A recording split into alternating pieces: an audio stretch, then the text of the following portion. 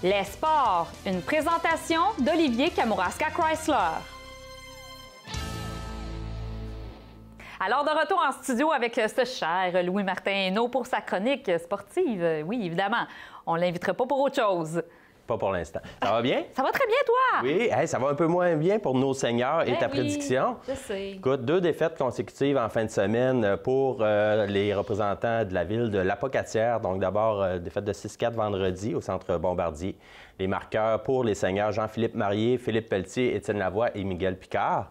Et dimanche à Montmagny, autre défaite par la marque de 4-1. Kevin Carrier a été le seul à déjouer, à tromper la vigilance du gardien de Montmagny. Mais ça se poursuit. Vendredi, 30 mars, 21h à la Pocatière et dimanche, 16h à Montmagny. Donc, advenant 4 victoires consécutives des seigneurs, ma prédiction serait winner. OK. Comme on dit. Puis moi, je suis out. Toi, tu es éliminé. Éliminé. Pour la finale.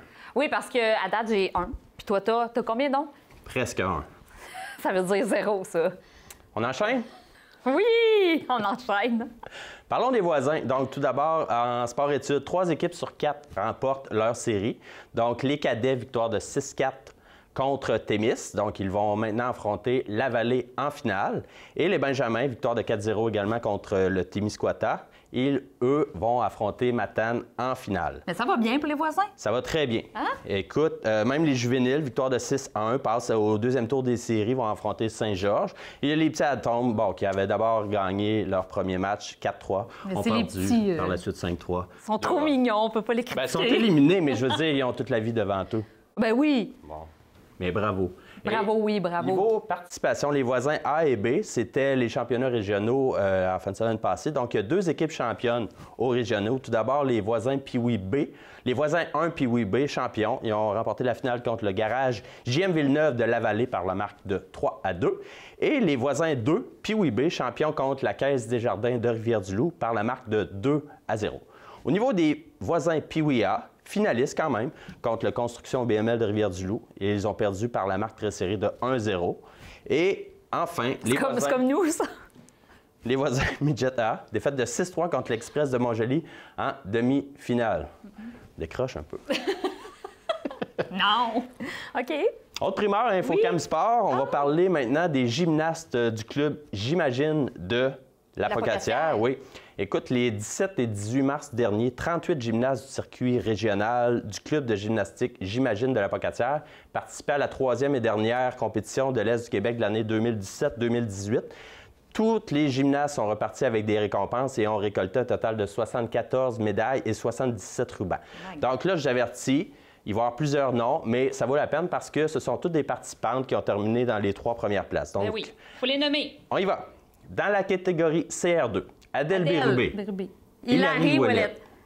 Non, vas-y. Elisabeth Pelletier et Sanaheb Parisien chez les 8-10 ans et Alicia Rousseau chez les 11 ans et plus. Dans la catégorie CR3 de base, Mélina Lepage chez les Argots, Marjolaine Deschênes, Rachel Lambert, Rosalie Sirois et Océane Côté chez les Tirots et Léane Damour chez les novices.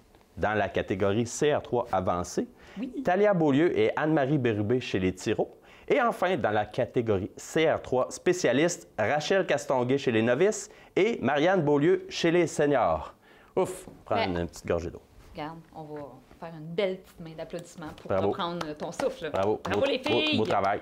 Mais mon souffle va très bien, pas de problème. On peut continuer. Encore un nouveau sport, Infocam Sport. Oui!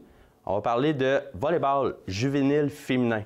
Donc, nos 2 clubs du Kamouraska ont très bien figuré en fin de semaine aux championnats régionaux. Écoute, on parle de les Wisigoths du Collège Sainte-Anne de la Pocatière. J'aime ça dire Wisigoths. On a remporté la finale du championnat régional Division 2 dimanche à Lévis contre le Juvena Notre-Dame, dis-je. De leur côté, les représentants de l'école secondaire Chanoine-Baudet de Saint-Pascal reviennent avec la bannière du championnat régional juvénile Division 3 en vertu d'une victoire en finale contre les Spartiates de Desjely. Donc, bravo à ces 2 équipes de volleyeuses du Kamouraska. Volleyeuses? Des volleyeuses. Volleyeuses? Joueuses de volleyball. Wow! Toi-même étant une ancienne joueuse de volleyball? Pas du tout. Non? Non. Okay. Vraiment pas. Je comprends pas pourquoi. Ça fait mal. Et finalement, oui, on va parler du spectacle de fin d'année du club de patinage artistique de Saint-Pascal. Oui, chorégraphie de Louis-Martin Hainaut. Bien sûr. Je suis conseiller spécial. Le spectacle Au rythme de la danse se tiendra dimanche le 31 mars à 14 h au Centre sportif de Saint-Pascal. Il va y avoir des invités spéciaux, l'équipe de patinage synchronisé Les Iris. Donc, les billets sont en vente auprès des membres ou au 492-1447. Donc, soyez-y en grand nombre. On me dit que ce sera un spectacle haut en couleur. Oui, bien, allez les encourager, hein? Mais certainement. Donc, 31 mars, dimanche, 14 h au Centre sportif de Saint-Pascal. Et Voilà. Anne-Christine, Oui. c'est déjà terminé. Oh, écoute, ça passe toujours vite avec toi. Merci. Et la bonne nouvelle, je serai de retour la semaine prochaine. Yes!